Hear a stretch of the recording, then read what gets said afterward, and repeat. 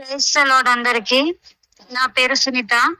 నా జీవితంలో దేవుడు చేసిన మేలులను, నన్ను ఎలా సాక్షిగా నిలబెట్టుకున్నాడో, దేవుడు తన సేవకై ఎలా పిలుచుకున్నాడో మీకు చెప్పబోతున్నాను. పుట్టినప్పటి నుంచి ఇప్పటి వరకు కంటికి రెప్పల, కంటికి పాపల దేవుడు నన్ను కాపాడుతూ వస్తున్నారు. చిన్నప్పటి నుంచి ప్రతి పండక్కి, ప్రతి ఊరు పండక్కి, అమ్మమ్మ వాళ్ళ ఇంటికి, చుట్టాల ఇంటికి, క్రిస్మస్ పండగకి వెళ్తూనే ఉంటాను. ఊరు పండుగ జరిగినప్పుడు బత్తెల పండగ అంటే మోకాళ్ళ మీద క్యాండిల్స్ తీసుకొని వెళ్తారు కదా, అది నాకు చాలా ఇష్టం. క్రిస్మస్ పండగ వచ్చిందంటే నాకు చాలా ఇష్టం. నాకు అప్పుడు తెలియదు క్రిస్మస్ అంటే నాకు ఎందుకు అంత ఇష్టము. పెళ్ళైన తర్వాత, పాప పుట్టిన తర్వాత నా కష్టాలు స్టార్ట్ అయినాయి. మా అత్త క్యాథలికే గాని ప్రొటెస్టెంట్స్ లోకి దిగింది. పాప పుట్టిన తర్వాత అంటే మా పిన్ని, మా బంధువే, మా అమ్మ సొంతం చెల్లెలు చేతబడి చేసింది. పాలింటప్పుడు చేతబడి చేసింది. పాప పుట్టిన తర్వాత కొన్ని రోజులకు నేను ఇంట్లో ఇదివరకు లాగా బిహేవియర్ ఉండేది కాదనమాట.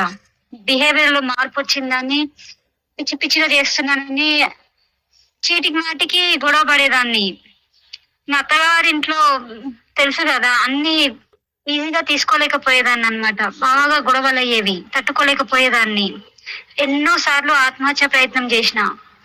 మా అత్త ప్రొటెస్టెంట్ ప్రేయర్స్ కి తీసుకెళ్లేది, అక్కడ పడిపోయినా. కానీ మా అత్త ఎంత బలవంతం పెట్టి ప్రొటెస్టెంట్ ప్రేయర్స్ కి తీసుకెళ్ళినా నా మనసు ఒప్పుకునేది కాదు. మన క్యాథలిక్స్ చర్చికి వచ్చినప్పుడు మాత్రం పాటలు పాడేదాన్ని, పూజలో మంచిగా పాల్గొనేదాన్ని. కానీ ఆ ప్రొటెస్టెంట్ ప్రేయర్స్ కి వెళ్ళినప్పుడు మాత్రము పాల్గొనేదాన్ని కాదు. పాటలు పాడబుద్ధి కాకపోయేది, ఒకలాగా ఉండేదన్నమాట. బలవంతంగా ఉండేదాన్ని. మా అత్త వల్ల పోయేదాన్ని. ఎప్పుడు గొడవలు అయ్యేది.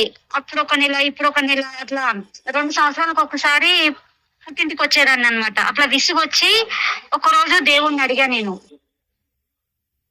4 months బ్యాక్ 2 years బయట ఉండాల్సి వచ్చింది. భర్తకి, బిడ్డకి, ఇంటికి దూరంగా ఉండాల్సి వచ్చింది. అప్పుడు దేవుణ్ణి అడిగా, జీవితాంతం ఇదేనా? నా బ్రతుక్కి అర్థం ఏంటి? భర్తతో ఎందుకు సుఖంగా ఉండలేకపోతున్నా? ఎప్పుడు అదే పని, అదే గొడవ, మనశ్శాంతి లేని జీవితం అయిపోయింది. నా బ్రతుక్కి అర్థం ఏంటి? నన్ను ఎందుకు పుట్టించినవు? నన్ను ఏం చేయాలనుకుంటున్నావు? నేనేం చేయాలి? మనిషి అన్నప్పుడు, పుట్టినప్పుడు ఒక అర్థం, పరమార్థం ఉండాలి. మరి నా జీవితానికి అర్థం ఏంటి? నేను ఎందుకు బ్రతికుండాలి? నేనేం చేయాలి? నా జీవితానికి ఒక అర్థం కలిగించు దేవుడా అని యేసు ప్రభుని ప్రార్థించా. నేనేం చేయాలి? నా జీవితానికి ఒక అర్థం కలిగించు దేవుడా అని యేసు ప్రభుని ప్రార్థించా. ఊరికే టీవీ పెట్టినప్పుడు అంతోని వారి చర్చి గురించి వచ్చేది. దివ్యవాణి ఛానల్ చూడొద్దు అనుకుంటూనే చూసేదాన్ని. ఊరికి ప్రేరేపణ కలిగేది, ఆ ఛానల్ చూడు చూడు చూడు అని. అందులో అంతోని వారి గురించి వచ్చేది. మెట్టి కూడా చర్చికి వెళ్తే ఇట్లా అద్భుతం జరుగుతుంది, మీరు కోల్పోనేవన్నీ మీకు దక్కుతాయి అని ఊరికి వచ్చేది. వెళ్ళిన తర్వాత నిజంగా అక్కడ ఫాదర్స్ నాతో మాట్లాడుతున్నట్టే అనిపించింది. మెల్లమెల్లగా నాలో మార్పు వచ్చింది. చాలా శోధనలు, ఎన్నో శోధనలు వచ్చినాయి. స్టార్టింగ్ లో చాలా శోధనలు వచ్చినాయి. 2 years తర్వాత అద్భుత రీతిగా, ఏ మంగళవారం అయితే నేను అంతోని వారి మందిరానికి వెళ్ళి ప్రార్థిస్తానో, అదే మంగళవారము నేను మళ్ళీ నా హస్బెండ్ దగ్గరికి వెళ్ళిన. ఎప్పుడు గొడవ పడి వెళ్ళినా 10 రోజులు, 15 రోజుల దాకా మాట్లాడేటోడు కాదు. ఎప్పుడైతే అంతోని వారి మధ్యస్థ ప్రార్థన కోరి యేసు ప్రభుకి మళ్ళీ దగ్గర అయ్యానో, నా భర్త 5 days కే మాట్లాడాడు. తనంతట తానే వచ్చి మాట్లాడాడు. ఆ తర్వాత ఇప్పుడు మళ్ళీ అదే సిచ్యుయేషన్ వచ్చింది. మా ఆడపిల్లల ద్వారా మళ్ళీ అనుకోకుండా బయటికి రావాల్సి వచ్చింది. హస్బెండ్ తోటి ఏ గొడవ లేదు, కానీ మా ఆడబిడ్డల వల్ల బయటికి రావాల్సి వచ్చింది. మా హస్బెండ్ కి లేనిపోని మాటలన్నీ నేర్పించి నా మీద ప్రేమ లేకుండా చేశారు. మళ్ళీ ఎందుకు ఇట్లా జరిగింది అని అంతోని వారా, మీరే కదా నన్ను నా భర్త వద్దకు పంపించినారు, 2 సంవత్సరాలు బాగానే ఉన్నాము, మళ్ళీ ఇప్పుడు ఎందుకు ఇలా జరిగింది? నాది తప్పేముంది, నాకు ఎందుకు ఇలా అవుతుంది అని చెప్పేసి ఏడ్చి ప్రార్థించిన. భర్త బిడ్డ లేకపోతే నేను బ్రతకలేను, నన్ను నా ప్రాణాలు తీసుకుపో అని చర్చిలో కూర్చొని బాగా ఏడుస్తూ ఉంటే అనుకోకుండా జ్యోత్స్న పరిచయం అయింది. తనే నా దగ్గరకు వచ్చి నంబర్ తీసుకుంది. అప్పుడు జ్యోత్స్నకి నా గురించి అంతా చెప్పా. ప్రార్థనలో ఇట్లా నాది గ్రూప్ ఉంది, 3 AM 3 PM జాయిన్ కా అక్క అంటే జాయిన్ అయ్యాను. స్టార్టింగ్ లో జాయిన్ అయినప్పుడు చాలా అంటే చాలా శోధనలు వచ్చినాయి. ప్రేయర్లో ఉండలేకపోయినా, నిద్ర వచ్చేది 3 AM ప్రేయర్లో. ఆన్లో ఉంచి పడుకునేదాన్ని, మ్యూట్లో పెట్టి పడుకునేదాన్ని. తర్వాత 3 PM గ్రూప్ లో కూడా మనస్ఫూర్తిగా ఉండలేకపోయేదాన్ని, ఏదో శోధన అట్లా జరుగుతూ ఉంది. జనవరి నుంచి అంటే గట్టిగా ప్రార్థన చేయడం మొదలుపెట్టిన. దేవుడు శక్తినిచ్చింది అనమాట. నేను ప్రార్థనలో ఉండలేకపోతున్నా, నిద్ర వస్తుంది, నేను గ్రూప్ లో జాయిన్ అయ్యి ఏం లాభము, నాకు ఏం జరుగుతుంది అని దేవుణ్ణి అడిగిన. నేను ఊరికే అసలు ఎప్పుడు జ్వరం రాకపోయేది, వారానికి ఒకసారి తగ్గుతుంది, జ్వరము వస్తుంది, తగ్గుతుంది, వస్తుంది. ఇంకా జలుబు కూడా, గొంతు కూడా అసలు ఎప్పుడు గొంతు పాడేది కాదు. గ్రూప్ లో జాయిన్ అయ్యి ఎప్పుడైతే గొంతు ఎత్తి ప్రార్థనలో గట్టిగా పాల్గొనడం స్టార్ట్ చేసినో గొంతు పాడవడం మొదలైంది. దగ్గు, కంటిన్యూస్ గా దగ్గు, ప్రార్థనలో ఉండలేకుండా కంటిన్యూస్ అంటే కంటిన్యూస్, ఇంకా గ్యాప్ లేదు. దగ్గి దగ్గి దగ్గి మా తమ్ముడే చూసి షాక్ అయిపోయినాడు అనమాట, ఎందుకు ఇట్లా దగ్గుతున్నావని. కాఫ్ సిరప్ వేసుకున్నా, టాబ్లెట్ వేసుకున్నా, ఏం చేసినా తగ్గట్లేదు. గ్రూప్ లో అందరూ నా కోసం ప్రార్థన చేశారు. అందరూ ప్రార్థన చేసిన తర్వాతనే తగ్గింది నాకు.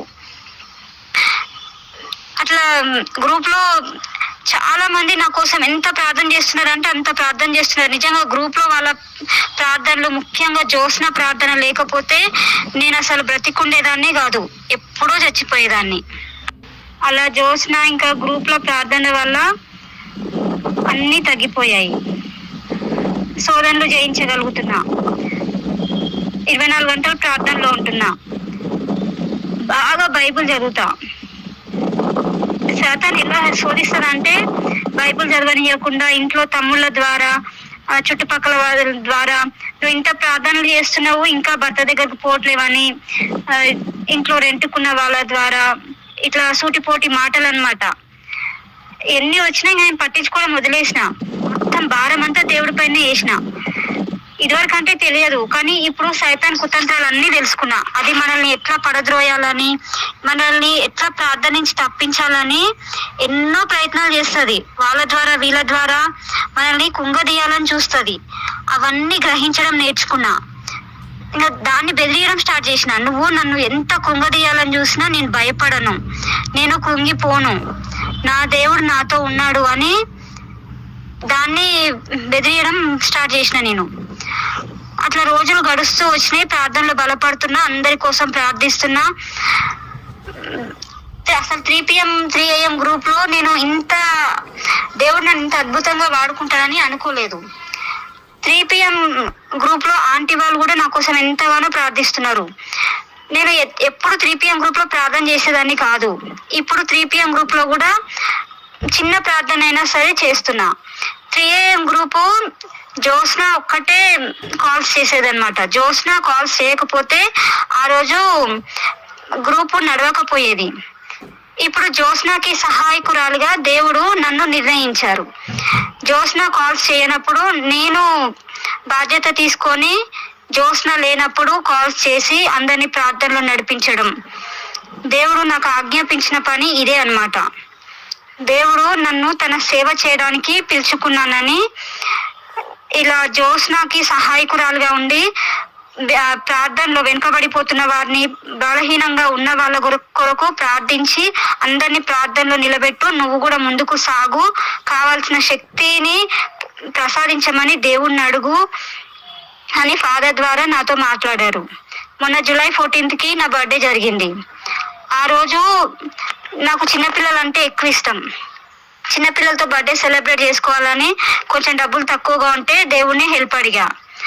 ఆ రోజు దేవుడు మా ఆడబిడ్డ వాళ్ళ ఆయన మా కిరణ్ అన్న ద్వారా మనీ హెల్ప్ చేశారు దేవుడు. ఇంకా ఆ రోజు అద్భుత రీతిగా ఆ రోజు నేను దేవుడిని అడిగాను అనమాట. నన్ను పుట్టినప్పటి నుంచి నన్ను కాపాడుతూ వస్తున్నావు, ఇంకా ఎప్పుడు నా భర్త దగ్గర పంపిస్తావని దేవుడిని అడిగితే, నిన్ను నా సేవకై నేను ఎన్నుకున్నా, నువ్వు నా బిడ్డవి, నేను నీతో ఉన్నంత వరకు నీకేం కాదు, నువ్వు నా సేవ చేస్తూ ముందుకు సాగు, నీకు కావాల్సిన శక్తిని ప్రసాదించమని అడుగు అని ఫాదర్ ద్వారా ఆ రోజు దేవుడు మాట్లాడారు.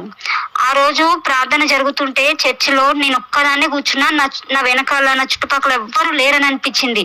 నాకు ఒక్కదానికే ఆ సువార్త చెప్తున్నట్టు అనిపించింది.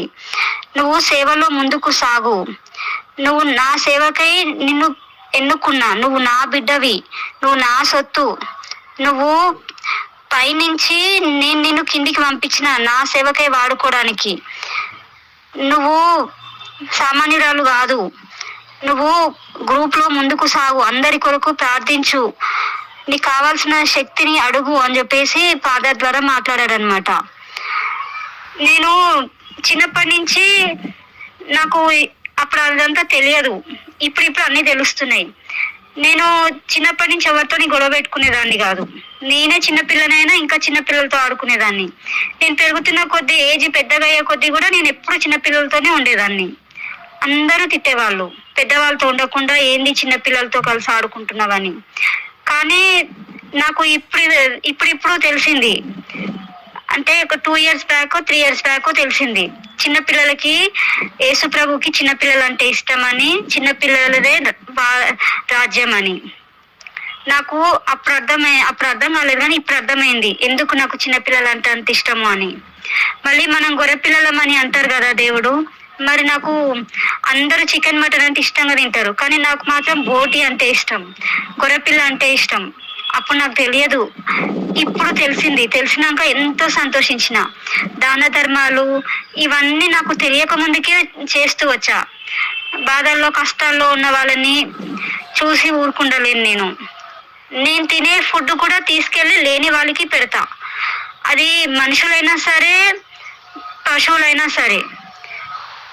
నేను తినే అన్నము ఆకలితో వచ్చిన కుక్కకైనా, ఆవుకైనా, బయట అడుక్కునే వాళ్ళు వచ్చిన ఎవరికైనా సరే, నా కడుపు ఖాళీగా ఉన్నా సరే, వాళ్ళ కడుపు నిండితే నా కడుపు నిండినట్టుగా ఫీల్ అవుతా.